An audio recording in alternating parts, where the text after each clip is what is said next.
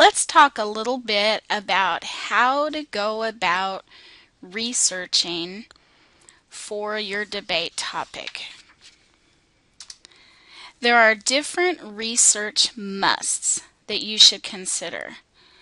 You need to evaluate your sources and select only the best evidence that you see. And of course, you have to avoid plagiarism at all costs. When evaluating a source, you need to consider the author, date, accuracy, and purpose. When looking at the author, look for the author's credentials. Is the person educated? Is the person an expert in the topic? When considering the date, ask yourself, how current is the information? Is dated information relevant to your topic? And when considering accuracy, are there spelling errors? Are there grammar mistakes? Or is there an error that you see in the actual information that's presented? Also look at the purpose. Is the purpose of the article to inform, or is it to persuade? Keep in mind that editorials are a good place to get ideas, but they are only ideas. Ideas need to be backed up with evidence.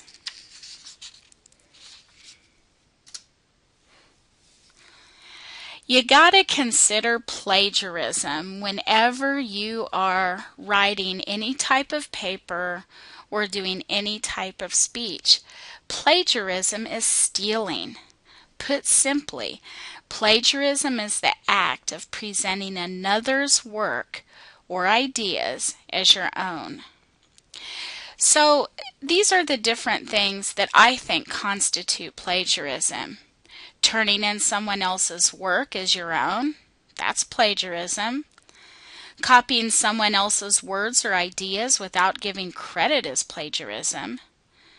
Failing to put a quotation in quotation marks and giving credit to that person, that's plagiarism. Changing a few words but copying the sentence structure, yep, that's plagiarism too. Or using so many quotes in your paper that most of your ideas or most of the ideas you present are really not your own, they're somebody else's. That's plagiarism too. When doing research online, you've got two ways to go. First, you can look at websites, and secondly, you can look at databases. But I have a warning for all of you. Websites can present a lot of danger when you go out there. And by danger, I simply mean that there are going to be so many websites that will be irrelevant to what it is you're searching for, and many websites that won't be credible. Sifting through all the hits you might get from a simple Google search is tricky. Save yourself a lot of time by first researching through an online database. A simple Google search using the term cyberbullying produces over 2 million results. That's way more websites than you could possibly get through. So let's look at databases. A database is simply a collection of information. PowerSchool, AR, and Amazon.com are all examples of databases we use on a regular basis. But the databases that I want you to use for your research project comes through the Kansas Library Card. The Kansas Library Card allows you to access all of the information databases that are purchased by the state of Kansas. To do this, you just need a PIN number. You go to the website www.kslc.org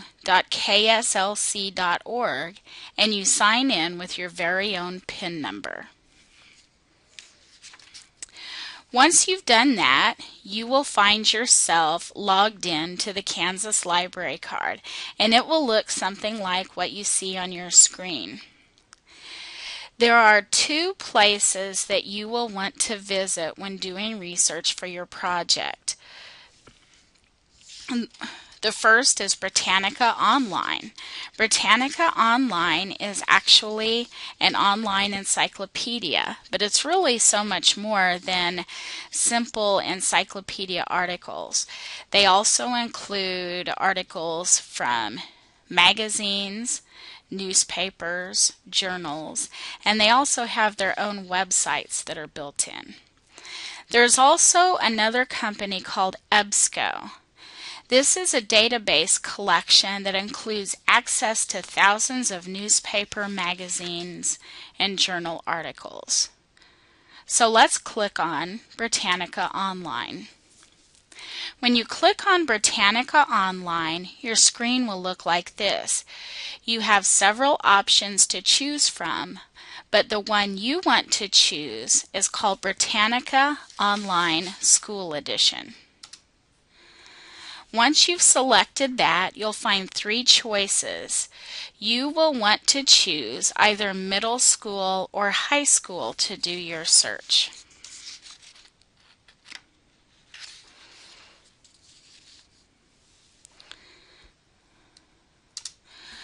Once you've logged into that, in this case, I logged into the middle school, you will type your topic in the box and click Go.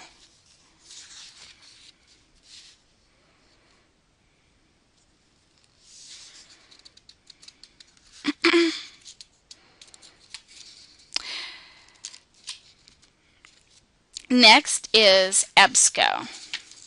When you click on EBSCO, you will have several different databases to choose from. Each database stores information over various things. If you scroll down, you'll see many more. Student Research Center should be the first database that you try.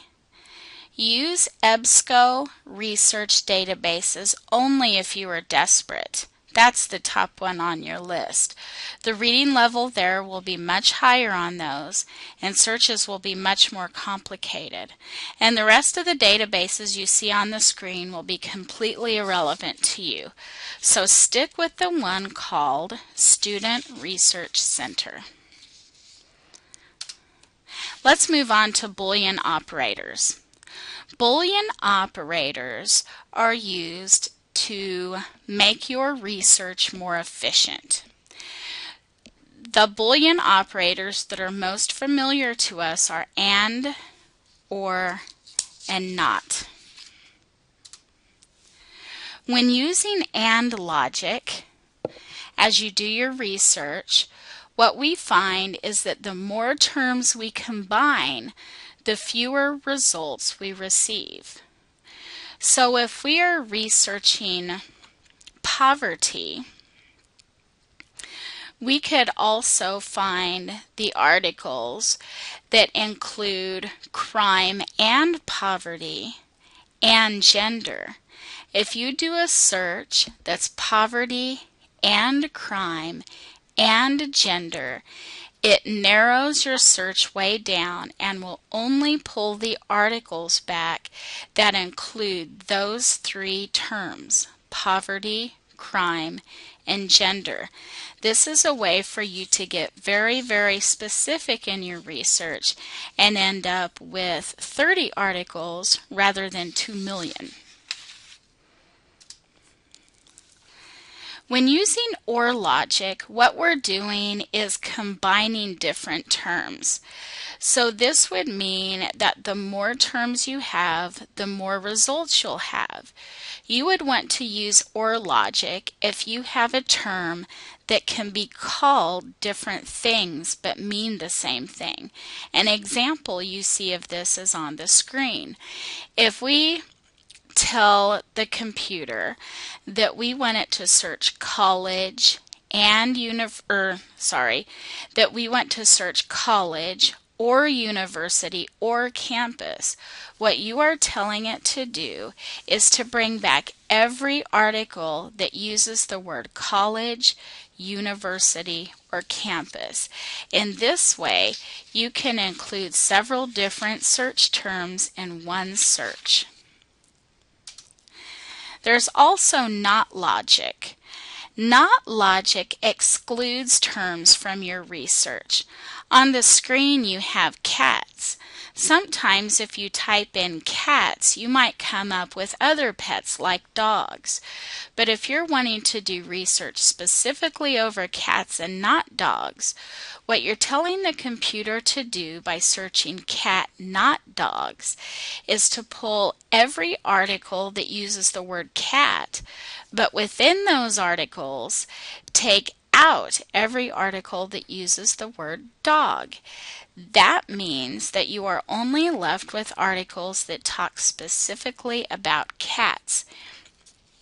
Other ways you might use this is by typing in jazz, not blues, where it searches only for jazz, but nothing within the jazz will have anything regarding blues. Another one, you could search presidents, not Obama. Because a lot of the articles with regard to presidents will include Obama since he's our last president, but you wanted information regarding any of the other presidents, you can exclude him from the search and it will pull back every time an article uses the word president but excludes Obama. Another one might be hurricanes and not Sandy. Not logic is very useful if you try to do a search and you keep coming up with the wrong information.